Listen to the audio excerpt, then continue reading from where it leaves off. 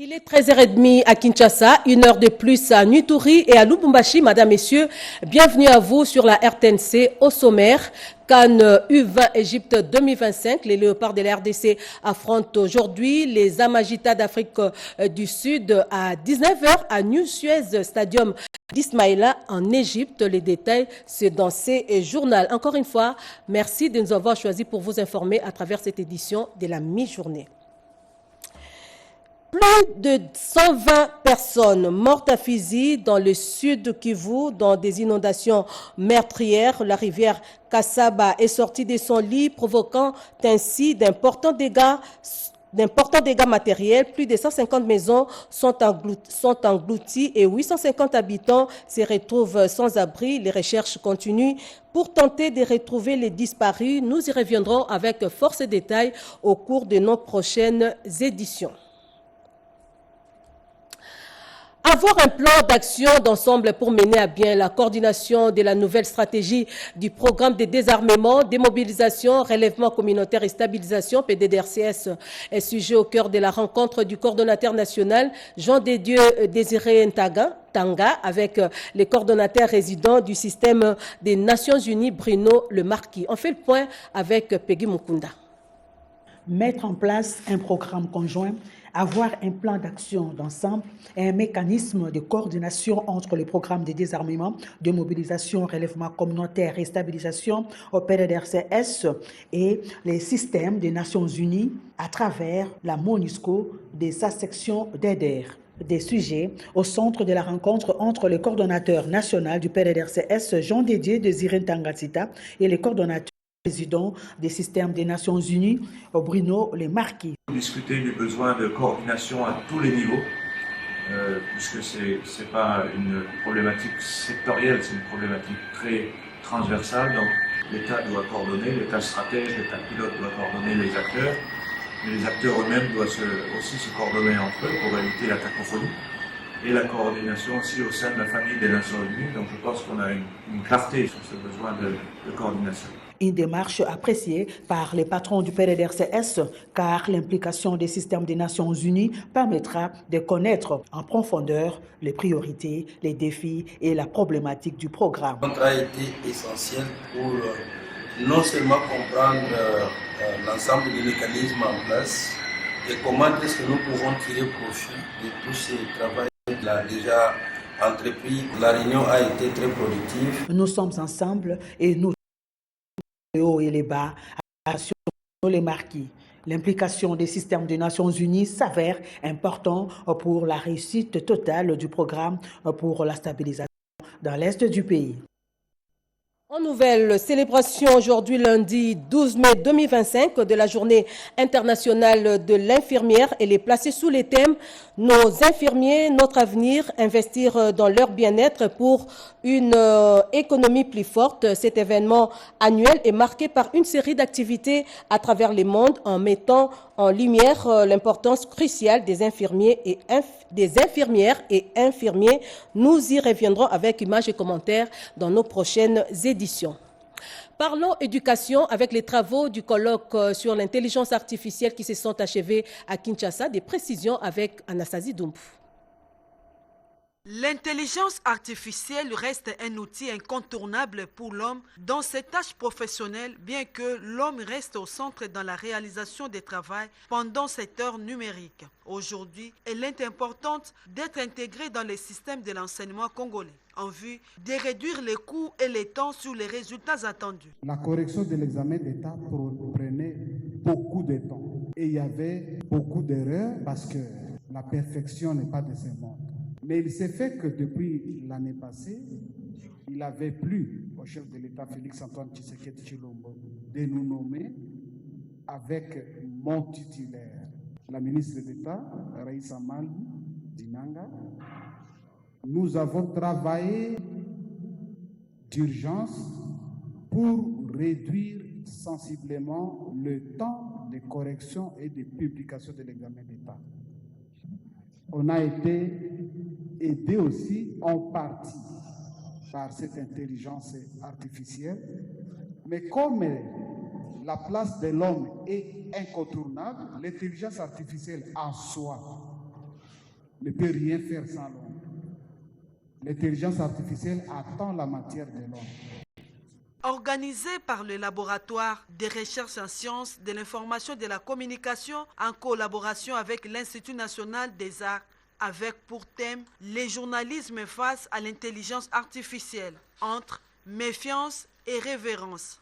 Par ailleurs, les coordonnateurs de l'Agence du développement du numérique avaient brossé sur la responsabilité de l'homme face à la réalité de l'intelligence artificielle. À l'Assemblée nationale, 2 propositions de loi ont été déposées. La première porte sur les règles des renforcements de la répression contre les détournements de finances publiques et la seconde, elle, vient renforcer les règles des cautionnements des détournements, une initiative du député national Patrick Saloumou. On fait le point avec Rodé Panda. Les cycles de détournement des finances publiques, rémunération et enrichissement illicite, des fléaux qui doivent être éradiqués en RDC au moyen de renforcement de la loi sur la répression. Le député national Patrick Saloumou Witakenge, élu de Bukavu dans la province du Sud-Kivu, déborde d'initiatives parlementaires. Il s'en va en guerre contre ces comportements et pratiques en s'attaquant au détournement des deniers publics. 2 propositions de loi déposées à l'Assemblée nationale. La première tient à renforcer les règles de répression de détournement, corruption, concussion, rémunération et enrichissement illicite.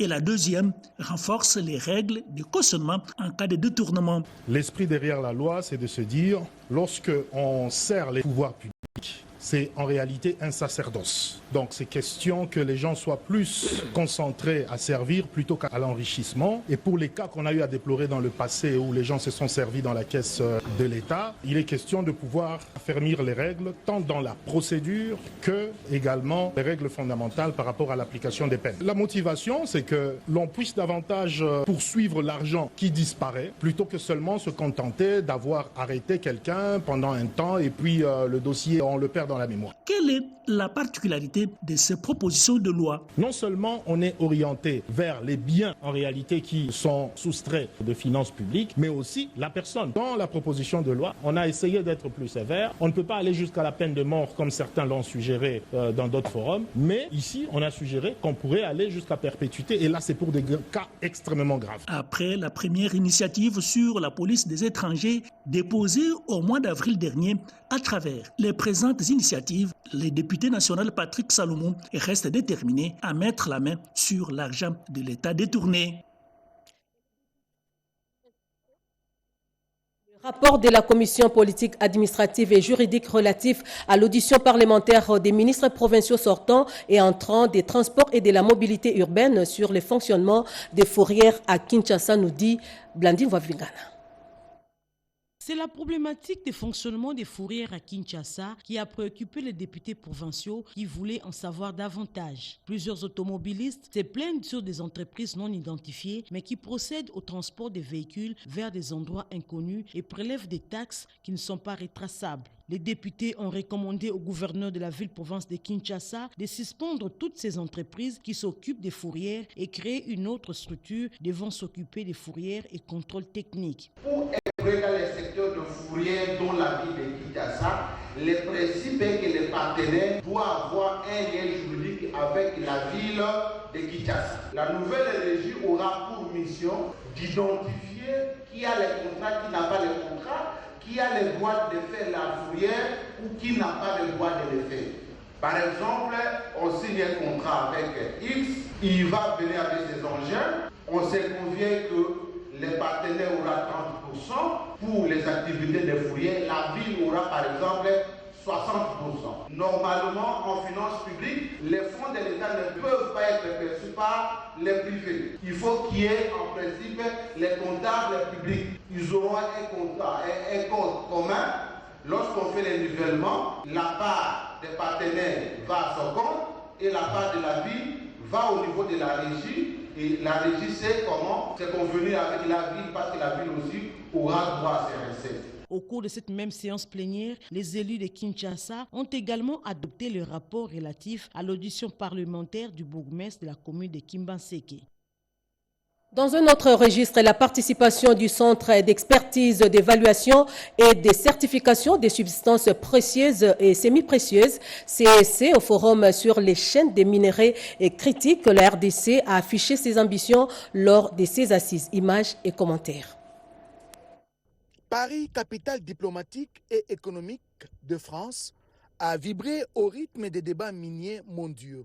C'était lors du 18e forum de l'OCDE sur les chaînes d'approvisionnement responsables en minerais. Durant 3 jours, décideurs politiques, experts et acteurs industriels ont planché sur les enjeux cruciaux de la traçabilité, des transparences et des durabilités dans un secteur au cœur des transitions énergétiques et numériques. Dans cette arène stratégique, la République démocratique du Congo n'a pas joué les figurants.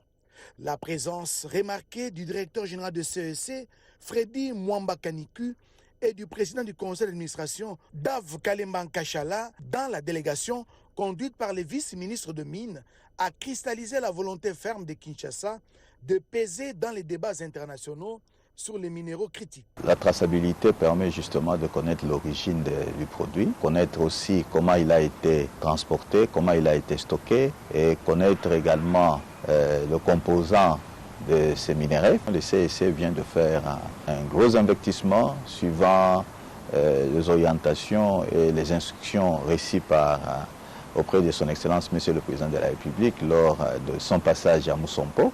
Il faut aussi préciser que les thèmes exploités dans le panel cadrent avec la mission et les rôles importants que joue le CEC dans la traçabilité et la transparence des minéraux congolais. C'est que le CEC continue à travailler durement pour permettre à la République d'avoir des laboratoires nécessaires qui vont permettre justement de faire des analyses. Autour de ces partenariats, des infrastructures vont être construites. Notre déficit en électricité va être pratiquement couvert. À travers cette participation de haut niveau, la RDC réaffirme son engagement pour une gouvernance minière exemplaire, axée sur la transparence, la diligence raisonnable et la montée en gamme dans la chaîne des valeurs. Une posture souveraine, lucide et résolument tournée vers l'avenir. Unis pour l'éducation et l'emploi, tel est l'intitulé d'un projet dans les secteurs de la formation professionnelle financé par l'Union européenne. Le ministre des tutelles Marc Ekila a reçu de l'ambassadeur de l'Union européenne à RDC, Nicolas Berlanga, des explications sur les 10 projets. Regardez. Pour un coût total de 30 millions d'euros, le projet Uni pour l'éducation et l'emploi a été expliqué ce week-end au ministre de la formation professionnelle. Le porteur de la nouvelle auprès du ministre Ekila Likombo n'est autre que Nicolas Berlang Martinez, ambassadeur de l'Union européenne auprès de la RDC. Le pilotage d'abord, le comité stratégique après, n'est qu'un organe qui sont des lignes directrices. Mais le travail a déjà commencé. Et je dirais plus, le travail, en fait, c'est les gouvernements qui marquent ces lignes de travail. On ne fait que renforcer d'une manière opérationnelle ce qui est déjà décidé par les autorités. Financée par l'Union européenne, cette initiative dont la mise en œuvre sera prise en charge par Enabel et Onoudi vise à améliorer l'accès à une éducation de qualité et favoriser l'employabilité de jeunes et de femmes en renforçant l'écosystème congolais de l'enseignement et de la formation technique et professionnelle. Dans les prochains jours, soit le 28 mai prochain, le comité de pilotage sera mis en place et sera coprésidé par l'ambassadeur de l'Union européenne et le ministre de la formation professionnelle. Déjà, les 2 parties se sont convenues sur la désignation de points focaux et des réunions à venir. Le ministre de la formation professionnelle a salué la venue de ces projets et a signifié que celui-ci tombe à point nommé du fait que le gouvernement de la RDC, par son canal, travaille pour la création d'emplois dans les 6 piliers du programme du gouvernement actuel. Direction Sud-Ubangi à présent, après le lancement officiel de la campagne agricole et la réhabilitation de quelques routes des dessertes agricoles, le gouverneur des provinces vient de remettre les outils agricoles aux agriculteurs. Le reportage est signé RTNC Sud-Ubangi. Le gouverneur de la province du Chivangui, le pasteur Mobogalo Bobiché, avait inscrit la relance agricole et la réhabilitation des routes de dessert agricole parmi les priorités de son programme d'action. Et pour lier l'acte à la parole, après le lancement officiel de la campagne agricole 2025 dans sa province et la distribution des semences de plusieurs spéculations et engrais chimiques aux coopératives agricoles, le gouverneur Moboga a remis ce vendredi 9 mai 2025 un lot important de 10 000 houes qu'il a ramené de Kinshasa à tous les chefs de groupement venus de 4 territoires que compte le Chivangui pour les travaux de cantonnage manuel à travers toute l'étendue de sa juridiction. C'était au cours d'une grande cérémonie organisée devant la division provinciale de l'agriculture et de la sécurité alimentaire en présence des membres de son gouvernement, ceux du comité provincial de sécurité et des chefs de division concernés. Prenant la parole après le chef de division de l'agriculture et le ministre provincial de l'agriculture, le chef de l'exécutif provincial du Chivangui a rappelé aux bénéficiaires l'importance que revêtent les routes de dessert agricole pour le Chivangui. Il a requis l'implication de tous les chefs de groupement pour la réussite de cette opération. Il s'en a suivi la remise symbolique à un échantillon des chefs de groupement. À la fin de la cérémonie, le gouverneur s'est livré à la presse pour revenir sur la motivation profonde de cette action d'envergure. Aujourd'hui, nous sommes venus remettre des roues. Nous avons amené plus de 10 000 roues. Et nous avons dit, nous n'avons pas de machines pour les envoyer à chaque groupement, mais nous avons une méthode locale, une main-d'œuvre paysanne. Nous allons travailler avec nos propres mains pour arranger nos routes. Voilà, c'est ça la motivation de cet événement. Au Katanga, plus précisément à Likasi, la délégation syndicale d'une entreprise chinoise dénonce la manipulation politique des travailleurs pour discréditer les investisseurs étrangers œuvrant en République démocratique du Congo. Les détails, c'est dans ces reportages. Elle s'est répandue sur la ville montagneuse de Likasi, une rumeur selon laquelle une entreprise de droit congolais gérée par les Chinois maltraite ses travailleurs. La délégation syndicale de cette société est montée au créneau pour dénoncer ce qu'elle qualifie d'une action tendant à décourager les investisseurs étrangers qui donnent de l'emploi aux Congolais, surtout en cette période où le pays est confronté à une situation de guerre dans sa partie orientale. C'est ainsi que le président de ces syndicats a fustigé ce qu'il qualifie de la manipulation politique de la part de certains acteurs politiques et de la société civile qui cherchent à perturber les bons fonctionnements de cette société. Ici, c'est l'occasion pour nous d'appeler tous les travailleurs au calme, pour leur dire que l'entreprise s'est soumise pour qu'on travaille en convention collective. Elle a mis à notre disposition toutes les conditions nécessaires. Et nous avons déjà envoyé les documents et nous attendons le retour des inspecteurs du travail pour que nous puissions maintenant sensibiliser tous les travailleurs.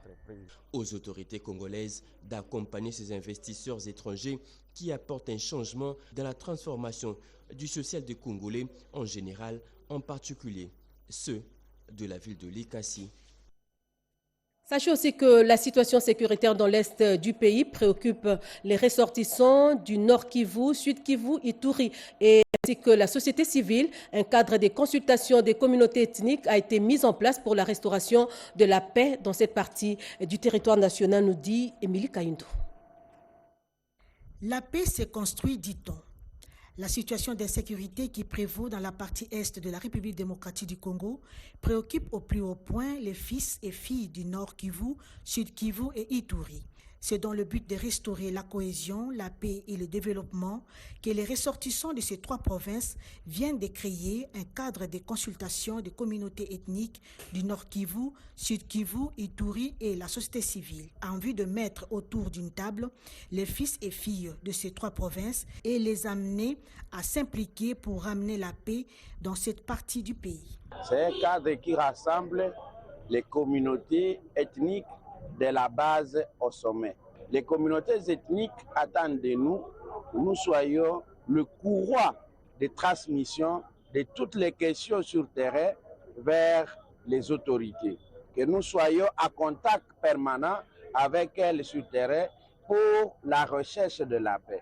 Cette fois-ci, ce ne sont pas les institutions qui vont s'impliquer pour la recherche de la paix, mais c'est toutes les communautés à travers ce cadre qui vont être acteurs de la recherche des solutions pour la paix dans les 3 provinces, le Nord Kivu, le Sud Kivu et l'Ituri. Le cadre de consultation des communautés ethniques du Nord Kivu, Ituri et la société civile est un fait tiers pour assurer la cohésion des populations ethniques. Objectif, canaliser les efforts des communautés autour de la paix et le développement pour un Congo fort et prospère.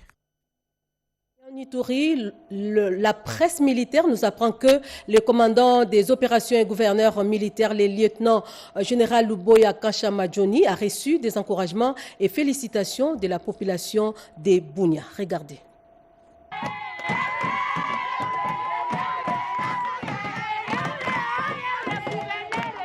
Cette somme des liesses est le résultat de la première apparition dans les artères des Bunia, chef-lieu de la province de l'Ituri, depuis le retour du commandant des opérations et gouverneur militaire de l'Ituri, le lieutenant général Luboya Kashamadjoni. D'abord, ce sportif a donné ses impressions. Nous préparé un combat professionnel en Kenya pour la province d'Ituri et Zofula. Pour la fierté en Mboka Nabiso, au monde de gouverner. Attends le courage à petit na après ça va 100 ba 1000 ba 500 tous encourager la Kanta fight OK Zambia Pambola. Ici au camp de Romo, ses habitants n'ont pas caché leurs impressions.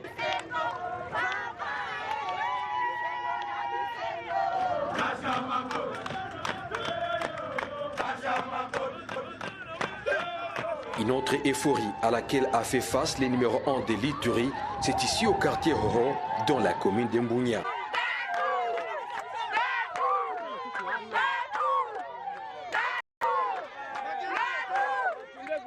La cohorte du gouverneur militaire Luboya est passée également par les quartiers Yambiaya avant de recevoir les honneurs.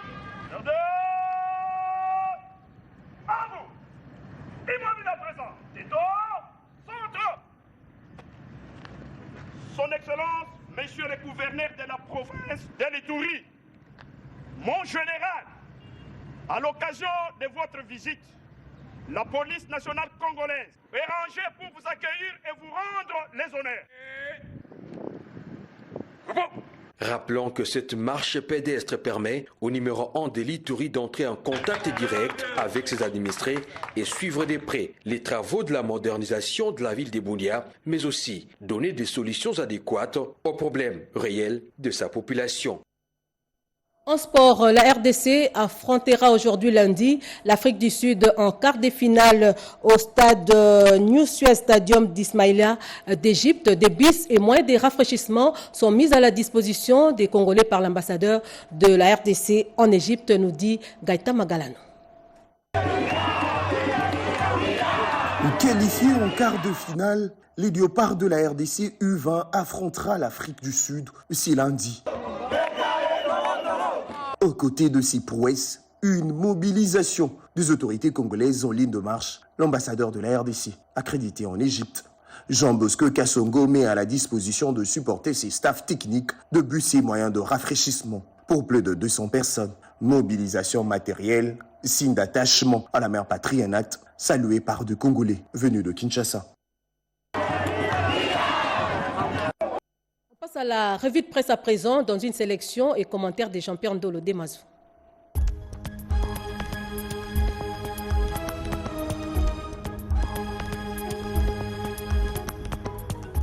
Bienvenue mesdames, messieurs à cette revue de presse du lundi 12 mai 2025. Les 100 premiers jours d'occupation de Goma par l'AFC M23, marqués par la peur et la précarité, titre la référence plus. 100 jours après la prise de Goma par la rébellion de l'AFC M23, soutenue par le Rwanda, la population locale vit toujours dans un climat de peur, d'incertitude et de précarité extrême, selon plusieurs témoignages enregistrés dimanche 11 mai par Radio Okapi. La capitale du Nord Kivu traverse une crise multidimensionnelle, sécuritaire, humanitaire, sociale et politique sans perspective claire de retour à la normale. Depuis l'occupation de Goma, les habitants vivent sous la surveillance constante des rebelles. Malgré l'insécurité omniprésente, ils tentent de reprendre leurs activités quotidiennes, la peur au ventre. Coup dur pour Kinshasa, l'ONU réduit de moitié son aide humanitaire faute de financement, rapporte EcoNews. Le Bureau des affaires humanitaires de l'ONU, OCHA, a annoncé un recul historique de ses opérations en RDC avec seulement 9% de fonds récoltés. L'organisation a dû revoir ses ambitions à la baisse, laissant des millions de personnes sans assistance vitale. Lancé en février dernier, l'appel de fonds des Nations Unies s'élevait à 2,6 milliards de dollars américains, mais fin avril, à peine 9% de ce montant avait été mobilisé, soit 2 fois moins qu'à la même période en 2024. Une situation alarmante qui a forcé OCHA à recentrer ses efforts sur les besoins les plus urgents au détriment des millions de Congolais. Goma, au moins 6 décès dus à l'explosion des engins non explosifs depuis janvier 2025, révèle Chronique Éco. Depuis le début de l'année 2025, au moins 6 personnes ont perdu la vie à Goma et dans ses environs à cause d'explosions d'engins non explosés. Pour protéger la population contre ces objets dangereux, la synergie de lutte anti-mine a lancé le vendredi 9 mai une campagne de sensibilisation à Goma dans la province du Nord Kivu sur les risques liés à ces engins. Depuis l'occupation de la ville par le 1-23 en janvier, Goma et ses alentours sont infestés d'engins de guerre abandonnés lors des combats entre les FARDC et les rebelles de l'AFC 1-23. Bras armés des Occidentaux en Afrique, Kigali se positionne en décharge humaine selon le maximum. Surpris par le projet minéré contre sécurité proposé par la RDC et avalisé par l'administration Trump, qui sonne le glas de son interventionnisme militaire chez son riche voisin, le Rwanda se cherche des voies pour entrer dans les bonnes grâces américaines. Kigali offre ainsi aux États-Unis la possibilité de les débarrasser de leur trop-plein de migrants étrangers indésirables. Fin de ce journal, merci à vous de l'avoir suivi en ma compagnie. Merci à Jacques Kabwaba qui l'a coordonné. Patrick Bapuila et Maxime Androkwa l'ont réalisé. La partie technique a été assurée par Mimi Ntimba et Julie Kaindo. Blondine Mangwaou et Bobo Andal Mokondi l'ont rédigé en leur nom. Je vous dis merci pour votre fidélité et confiance à la télévision nationale congolaise. L'information revient à 19h et ce sera avec Blandine Wavingana à la présentation. D'ici là, portez-vous bien surtout. Prenez soin de vous.